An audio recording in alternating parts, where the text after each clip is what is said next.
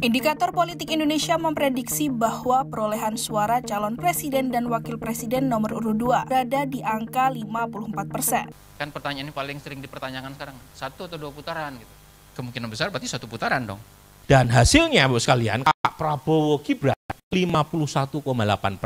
Nah ini pengamat nih, pengamat percaya sama hasil dari lembaga survei? Lu ya saya pasti percaya karena saya generasi awal dan pelopor survei di Indonesia.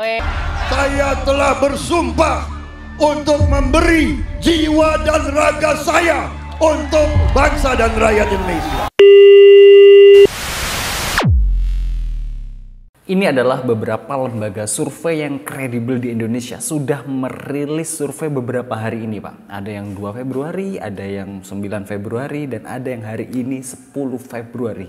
Ketiga-tiganya lembaga survei ini sudah teruji dan ketiga-tiganya menempatkan Prabowo Gibran di angka 50% lebih. Bahkan ada yang menempatkan hampir 52%. Artinya dengan angka seperti itu, ini menunjukkan kalau 1 putaran itu sangat-sangat mungkin. Kembali lagi, Pak, survei ini bukan satu kepastian yang ya kalau kita melihat survei pasti angkanya seperti ini. Enggak, survei itu hanya pendekatan saja. Analogi yang tepat, survei itu sama dengan perakiraan cuaca. Ketika diperkirakan cuaca akan hujan, ya belum tentu hujan, tapi kemungkinan besar akan hujan. Analogi tepat pula ya, perakiraan cuaca itu kan ada ya, yang memperkirakan 3 bulan ke depan, ada yang memperkirakan 2 hari ke depan. Tingkat akurasinya lebih akurasi mana? Antara yang lebih lama atau yang mendekati hari H?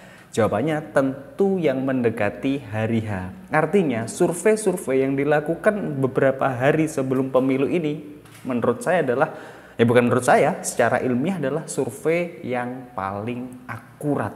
Dan dari ketiga lembaga survei ini, LSI DNIJA, terus Indikator sama Lembaga Survei Indonesia, ini adalah lembaga survei yang bisa dipertanggungjawabkan nama besarnya. Bukan berarti mereka tidak pernah salah. Ya mungkin kayak LSI DNIJA pernah salah, tapi kebanyakan lembaga survei itu nggak salah. Ya mungkin yang salah ada 1 atau 2 orang.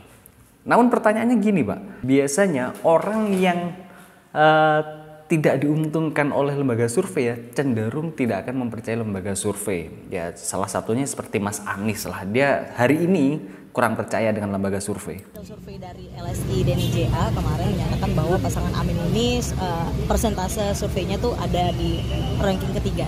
Tapi Gus Jazilul itu optimis bahwa memang Amin ini akan menang putaran pertama. Itu gimana pendapatnya? Saya lebih percaya Gus Jazilul daripada yang penyelenggara itu.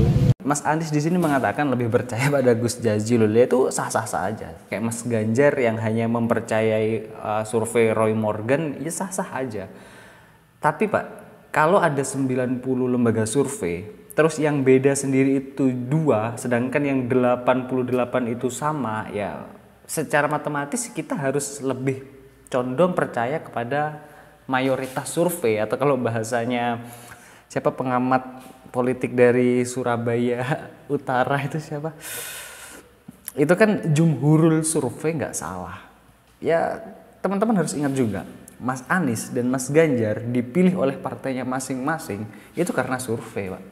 Tidak mungkin Mas Ganjar terpilih menjadi capresnya PDI kalau surveinya lebih rendah daripada Mbak Puan. Jadi kalau hari ini mereka berdua nggak percaya lembaga survei, menurut saya lucu. Survei itu produk ilmiah.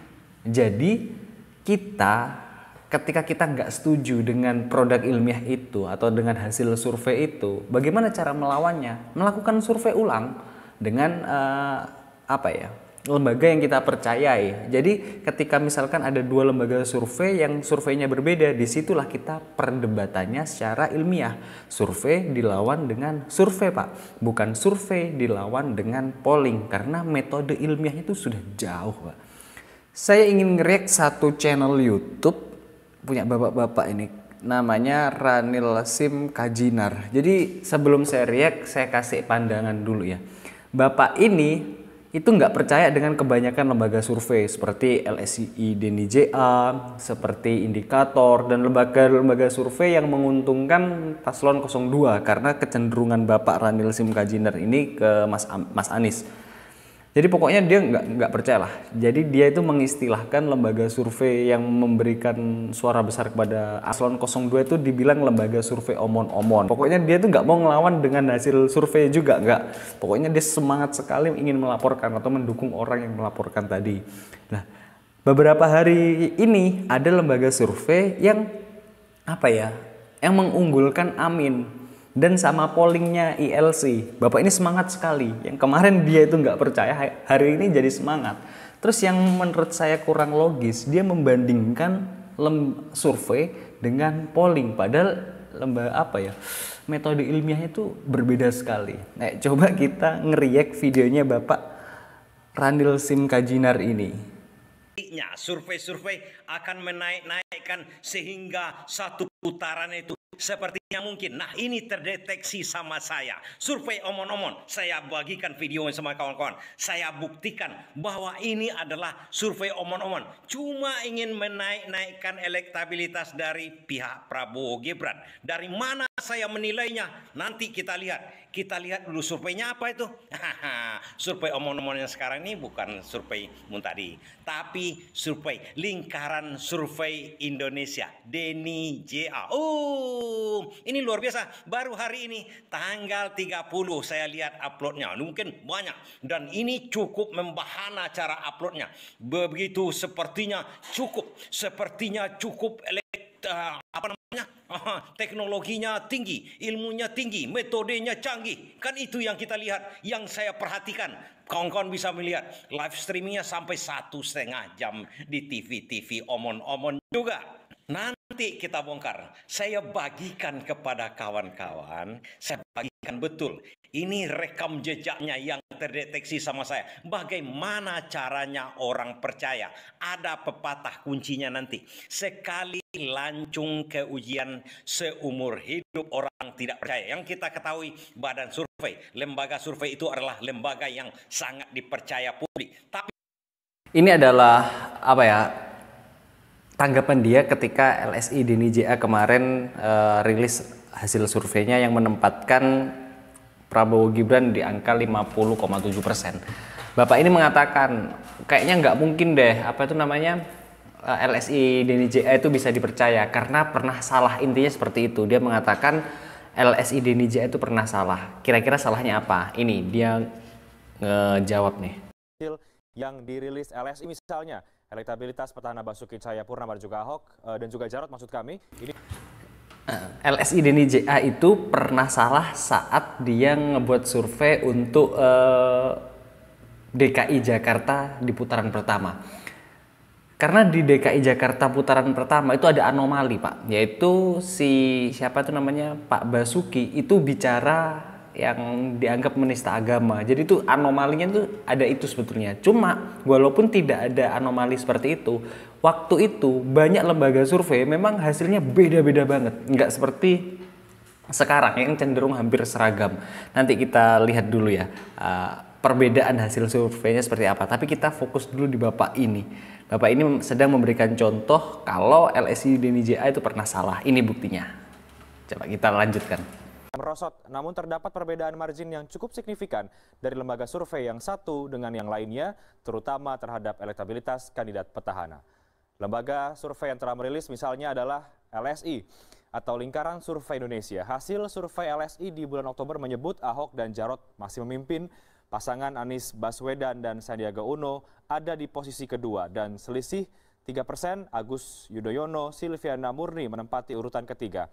Meski masih unggul dari dua lawannya, ada sekitar 13% masyarakat yang belum memberikan jawaban. Selanjutnya dari LSI, Lingkaran Survei Indonesia, kita lihat bahwa di sini Agus dan juga Silviana Murni berada di posisi paling tinggi ataupun paling unggul dibandingkan dengan yang lain. Ahok Jarot 32,6%, Anies Sandi 21,5%, sementara di sini ada 9,3% masyarakat yang belum menjawab. Itu artinya jika tiga-tiga sudah terbukti kan itu di Pilgub DKI 20% Anies, yang lainnya 46. Ya nggak tahu lah saya, kan udah kawan-kawan perhatikan itu. Ada 2 sumber yang saya kutipkan sama kawan-kawan. Berarti ini kalau survei kayak gini terlalu jauh dia mengatakan ada 20% Anies, cuma kan itu artinya apa? Ya, kita harus akui ya, di putaran pertama Deni JA memang melakukan kesalahan, ya nggak tahu entah metodologinya atau bagaimana, atau memang menyenangkan pasangan AHY Silviana atau bagaimana. Coba kita cross check di Tempo, Pak. Di Tempo ini berita tanggal 29 Januari 2017, SMRC menempatkan Ahok di urutan pertama, kemudian disusul pasangan Anies Baswedan, kemudian pasangan Agus Harimurti terakhir. Samplingnya 800 orang. Indikator menunjukkan Ahok pertama, kemudian disusul Agus, kemudian disusul oleh Anies Sandi. Beda ini 2 orang ini. LSI itu menempatkan Agus di urutan pertama, Ahok, Anies. Nah, 3-tiganya itu hampir beda semua. Polmark itu menempatkan Anies berada di posisi teratas, kemudian Agus, kemudian yang terakhir Ahok. Poltreking menempatkan Agus di posisi pertama, diikuti Ahok, lalu Anies. Alpha Research menempatkan Ahok pertama, kemudian Agus, ketiga Anies. Di pemilu kada DKI putaran pertama ini memang rancu sekali, Pak. Namun waktu itu banyak sekali lembaga survei yang menempatkan Ahok posisi pertama.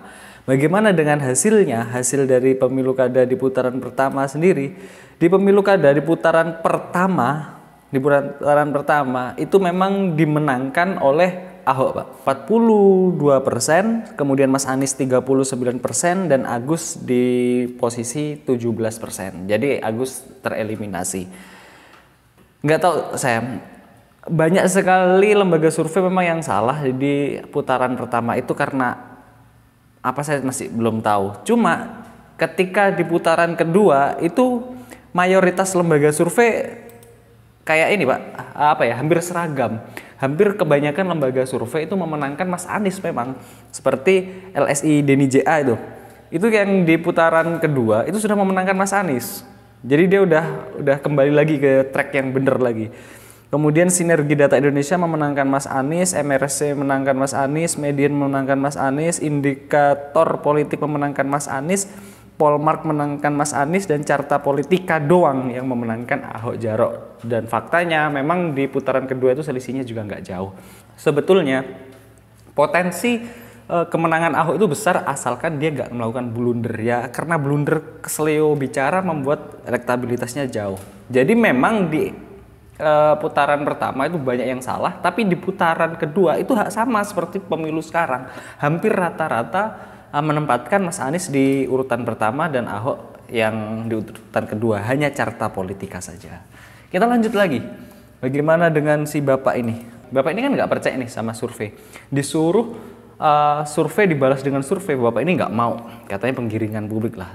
Ada satu momen orang yang ingin melaporkan lembaga survei ke Barreskrim, bapak ini semangat sekali, coba kita lihat. Berita yang luar biasa, badan survei akan dikadukan ke Barreskrim. Badan-badan lembaga survei omong-omong itu mau dikadukan ke Barreskrim. Selama ini kan mereka berdalih, bernaung, berpayung, berlindung di balik narasi yang mengatakan kalau memang survei saya salah, bantah dengan survei. Tidak, ini ada pasal yang bisa dikenakan kepada dia, kepada badan-badan survei itu. Ini dia, dengarkan dulu ahlinya yang ngomong ini. Akan segera dilaporkan, mereka akan ciut survei omong-omong, survei yang tak benar, survei yang abal-abal itu. Ya kan, itu ternyata sudah kita pelajari, itu bisa. Karena lembaga survei harus bertanggung jawab terhadap produk surveinya, khususnya produk survei yang dipublikasi. Kalau dia tidak benar, ya lembaga survei tadi, khususnya angka-angkanya, maka itu adalah kebohongan publik. Ya, apakah lembaga survei bisa dilaporkan? Jawabannya bisa. Kalau misalkan gini, Pak, saya adalah lembaga survei melakukan research dengan data yang saya kumpulkan metodologinya benar. Metodologinya benar semua. Pas waktu saya publikasi, itu dengan metodologi yang benar itu pemenangnya Pak Prabowo misalkan. Cuma pas waktu saya publikasi, saya buat pemenangnya Mas Anies. Nah, itu bisa karena berita bohong. Cuma ketika metodologinya sudah benar, terus hasilnya berbeda, apakah bisa dilaporkan? Jawabannya tidak. Namun bagaimana tanggapannya Bapak ini? Nah, di sini ada pasal kebohongan publik. Kebohongan publik itu pasalnya apa? Saya kurang tahu juga. Ahli hukum. Rupanya ini ahli hukum ini bisa mengetahui hal itu. Pesimis kita. Mungkin tidak akan diurus oleh polisi atau ditunda-tunda karena kita tahu omong-omong ini kan perangkatnya juga ada di aparat negara. Sekedar kita ketahui juga. Tentu kita maklum. Tapi paling tidak gebiar ini, berita ini akan diketahui khalayak ramai. Ini loh. Kalau memang delik aduannya nggak mencukupi untuk ditindaklanjuti, bukan berarti aparat penegak hukum sudah sudah di setting, bukan begitu, Pak. Ya kalau memang metodologinya benar, terus memang hasilnya tidak sama, yaitu yang dilakukan perdebatan ilmiah, bukan saling lapor. Tapi kalau memang Bapak mau lapor silahkan, atau jangan-jangan Bapak hanya cuma ingin rame doang, hanya ingin membuat konten doang. Kan saya ngelihat di videonya Bapak ini, sebelum dia bahas politik, dia tuh pernah ngomong kalau bisa ngebuat video yang edukatif. Saya pendukung Prabowo, tapi ketika menyampaikan sebuah berita ya kalau bisa komprehensif gitu loh. Bapak ini pertama nggak percaya, terus ada orang yang ngelaporin lembaga survei, semangat lah. Sekarang di video yang ketiga, Bapak ini jadi percaya nih sama lembaga survei. Nggak tahu nih lembaga survei apa, LKSP. Setahu saya tuh LKSP tidak mengurusi politik, tapi nggak tahu lah, beberapa hari ini memang dia terjun di politik. Coba kita react di videonya Bapak ini yang ketiga. Assalamualaikum warahmatullahi wabarakatuh. Ini sangat mengejutkan barangkali para kawan-kawan karena ini berita yang luar biasa dari lembaga yang luar biasa juga. Dua buah lembaga. Satu adalah kawan-kawan mungkin sudah tahu, ILC. ILC sudah menutup pollingnya. Pollingnya waktu itu kan dimulai dari beberapa bulan yang lalu untuk pemilihan capres ini. Di mana hasil penutupan polling dari ILC itu, kawan-kawan sudah tahu ILC itu apa, yang dipresidenkan oleh Ilyas. Ini mulai ngawur dia. Dia udah membandingkan antara survei dengan polling. Ya nggak apa-apa, cuma bukan apple to apple, sama kayak kita ngebandingin perahu lesung dengan pesiar gitu loh. Ya nggak apple to apple gitu. Ya tapi nggak apa-apa.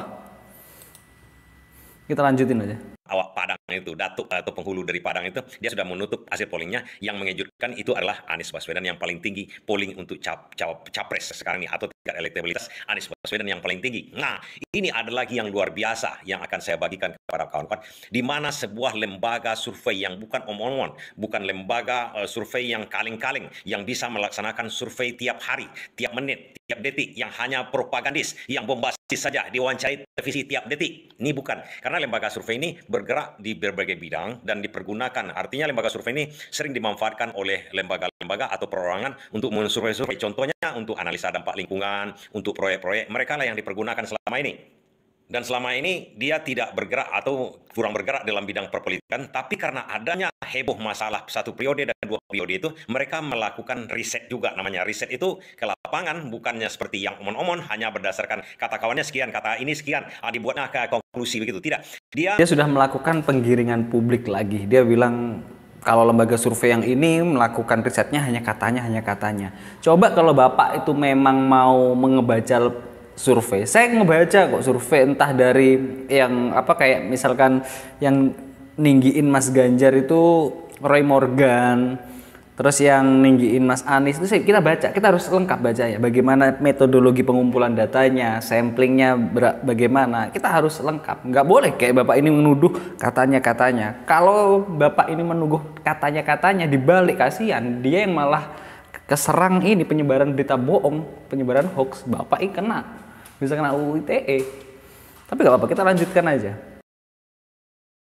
Artinya badan survei ini tidak dibiayai oleh siapapun, hanya karena keinginannya untuk ikut serta. Apakah benar Pilpres ini akan terjadi 2 putaran? Nah, hasil kesimpulan dia, Pilpres ini tidak memungkinkan sama sekali untuk 1 putaran. Dan yang paling mengejutkannya, Anies Baswedan diletakkannya di nomor 1. Artinya memang hasil di lapangannya seperti itu. Itu yang tercermati sama dia. Tidak terpengaruh dengan survei-survei yang lain. Karena dia melakukan betul-betul ke lapangan. Bapak ini sudah menyimpulkan memang hasil survei yang benar yang ini. Fakta di lapangan tuh memang seperti itu gitu loh. Ya nggak apa-apa. Begini Pak, poin saya ya. Pokoknya intinya Bapak ini itu yang dipercaya sekarang LKSP sama kayak Mas Ganjar yang dipercaya yaitu Roy Morgan. Itu hak-hak kita lah. Cuma yang konsisten dong. Pertama kan nggak percaya lembaga survei. Kemudian ada orang yang melaporkan lembaga survei semangat. Ketika ada lembaga survei yang menguntungkan si calon yang disukai Bapak ini jadi percaya. Terus ngebandingin lembaga survei sama polling. Ya itu pentingnya kita sekolah sih Pak ya. Yang kedua, ada di salah satu videonya Bapak ini mempertanyakan, survei itu kan cuma 1.200 orang. Sedangkan polling itu 300.000 orang kayak di ILC ini. Gini Pak, yang namanya survei itu sampling. Dan itu ya nggak usah saya perjelas lah di sini, Bapak bisa cari sendiri lah. Yang pasti sudah ada pakemnya, sudah ada teorinya. Kalau Bapak mau memperdebatkan, yang logis dong, yang setidaknya biar gak diketawain lah. Jadi ini adalah hari terakhir kita kampanye. Setelah ini mungkin saya udah nggak ngebahas masalah politik praktis lagi. Cuma ya kita harus hati-hati. Kita jangan pernah tergiring hanya karena berita sepotong-potong seperti ini. Kalau Bapak nggak terima mau diskusi publik ya dengan senang hati saya menerima. Good luck, Pak.